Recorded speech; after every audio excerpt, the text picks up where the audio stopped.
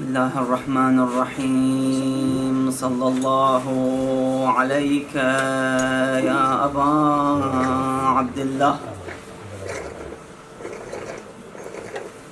صلى الله عليك يا ابن رسول الله، صلى الله عليك وعلى أهل بيتك المظلومين.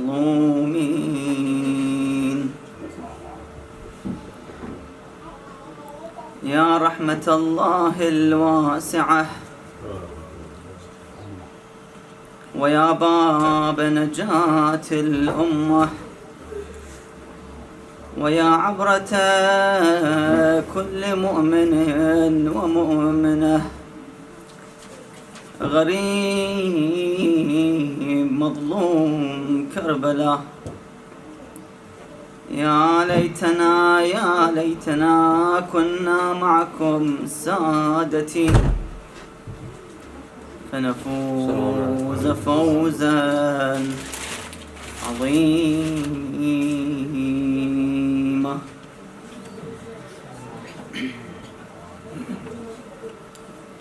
قال مولانا وسيدنا الإمام أبو جعفر الباقر عليه السلام: المسلم من سلم المسلمون من لسانه ويده. صلوا على محمد وآل محمد. اللهم صل على محمد وآل محمد.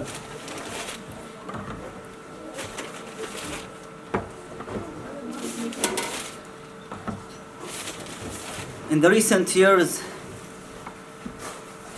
the world had witnessed incidents of violence around the world, and especially most of those incidents were carried out by those who relate themselves to one of the best religions in the world, one of the purest religions and the last religion of the world. And they attach themselves to a great person whom came to change this world from Jahiliyyah to the Enlightenment. The act of violence today is rising and rising, and Allah knows where we are going to. It seems to be as if the mankind is becoming more evil, overturning his nature, having no more mercy to his fellow human being, nor to the animals, nor to the nature itself.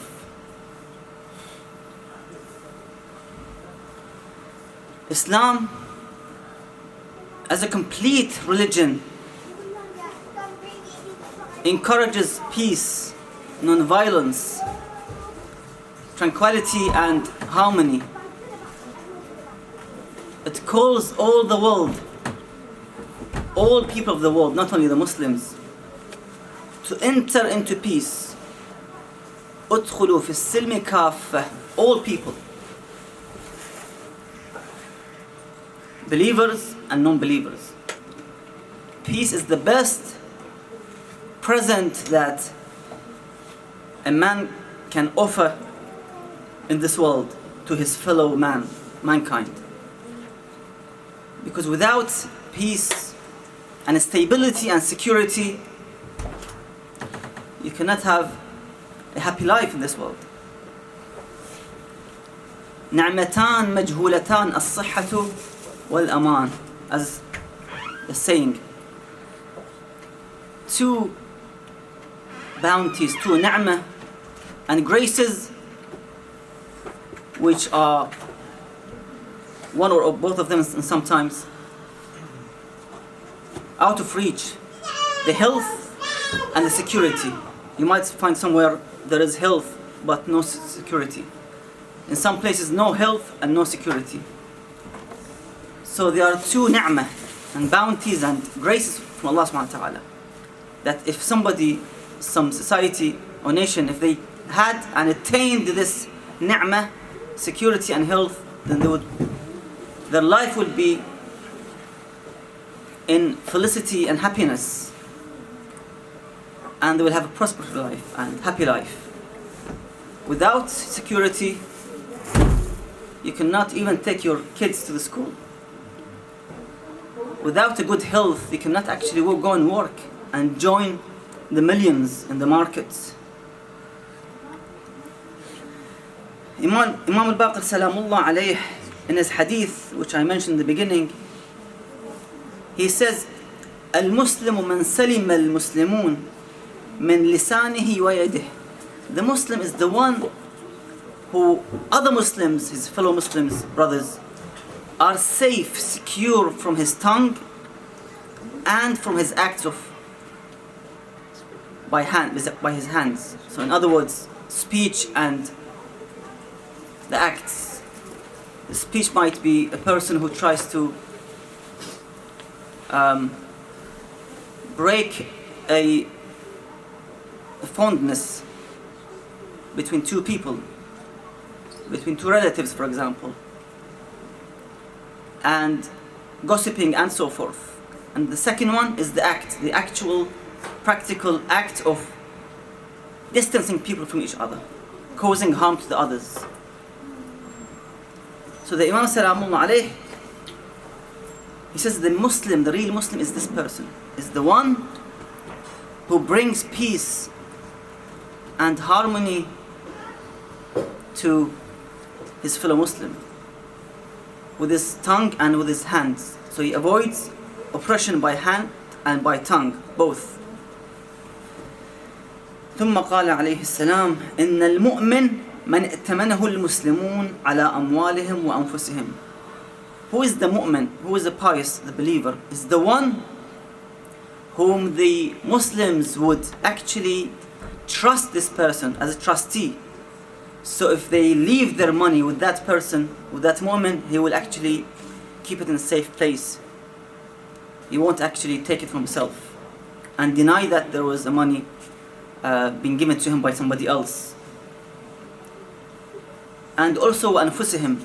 And of course, if you have a good neighbor, he won't betray you one day if the government changes, for example, becomes against specific groups or sects. That neighbor won't stand with the enemy, with your opponents. He would help you and save you.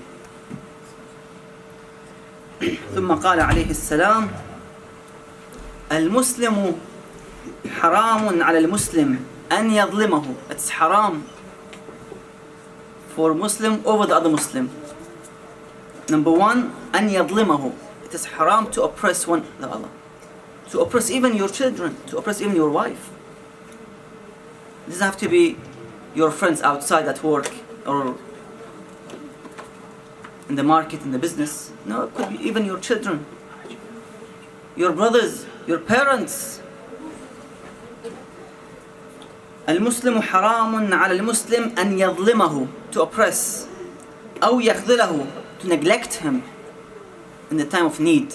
You ignore him. You say, no, sorry, I'm busy, or I need the money, or you try to push him back away from in the time of need. There's an interesting saying by the Kuwaitis. They say, الصديق وقت الضيق. The friend is in the time of tightness and hardship. This is the true friend. The friend is not just make a friend to go outside, enjoy with him the coffee shop, in the restaurant, on the beach, or go to his home, or trips. No, in the time of hardship, you will call your friend. You ask him support. That is the real friend. والمسلم حرام على المسلم أن يظلمه أو يخذله أو يدفعه دفعة تعنته. Now it comes to the bodily harm and violence. It is haram to push your brother Muslim in a way that it is a harsh push. You know, sometimes people push in a way that the other side they fall down, or sometimes even reaches punching and kicking. The Imam says haram. You have no right to harm your friend, your brother Muslim. Even a push, a harsh push, you're not allowed. The respect that Islam had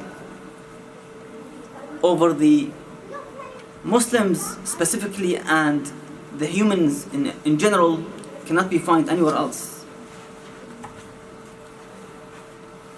صلوا على محمد وآل محمد. اللهم صل على محمد وآل محمد. So this religion forbids violence, forbids terrorism. Today now, when you say terrorism, the first, as they say in Kitab al-Usul, al-Tabadur, where your thought will go for the first link between terrorism is Islam, straight away. The Tabadur means the link between this word, this phrase, goes straight to Islam. Because of those groups who represented Islam in the wrong way. So by any means, Islam forbids all kinds of acts of violence. In a speech, in writing, you might write something, a letter threatening somebody. All types of violence is rejected. Not only the bodily harm, but also the speech, by writing, by talking to a friend, for example. You're not allowed to cause harm or fear to the others. It's forbidden to cause any kind of harm. Once an American or possibly a British soldier was jailed in Afghanistan, or in Iraq, afwan. An American soldier was jailed in Iraq. He was taken and kidnapped by some of the militias. So they were actually Shia. They took him and they brought him a book, a small book, a pamphlet about what is Islam, trying to attract him to Islam. They took care of him, they gave him food, drink, and everything. He read the book and he reached one of the criteria that it's forbidden, number one, forbidden number two, and then he reached the criteria number 60, which says it's forbidden to prison somebody unjustly. And he said, come, it says here, your religion, you're not allowed, it's haram to imprison somebody unjustly. And I'm in your prison, and this is your book, your alim's book, telling you that it's haram. So they eventually release him. So sometimes the acts are different than the beliefs and what is written. So violence never was the best way for a nation to reach its goals and objectives. The history proved. In Germany in the 1940-45, the World War II, in other parts of the world, the violence never was the right choice and the right decision for the nations. Today we can see. Do you think that with all that bloodshed and bombings, hospitals, buildings, would actually result in a peaceful states, stable countries? Not at all. These bloodshed will never end peacefully unless the people change themselves. لا يغير الله ما بقوم حتى يغيروا ما بأنفسهم. People must change internally, change themselves, purify their hearts, ignore all types of violence, deviations, and if they, of course, definitely, if they follow the path and the instructions of the Quran, Al-Hakim, and the Prophet and Ahlul Bayt Salamullah alayhim, they will gain happiness in this life. As the Prophet Sallallahu Alaihi Wasallam mentioned in his hadith, الثقلين كتاب الله وعترة أهل البيت. Stick with those two heavy weighty things, the book of Allah and عترتي, my progeny, أهل البيت سلام الله عليهم.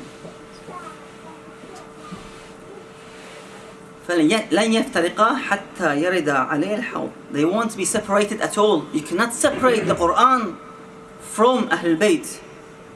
Those who separated, this is the result, as we see in the Middle East. They even didn't actually implement Quran. At least if they implemented, they would have reached some kind of happiness, some kind of happiness. So it is only the only path, the only route for the success in this world and the hereafter would be by pursuing and following Muhammad wa Ali Muhammad sallallahu alaihi wasallam.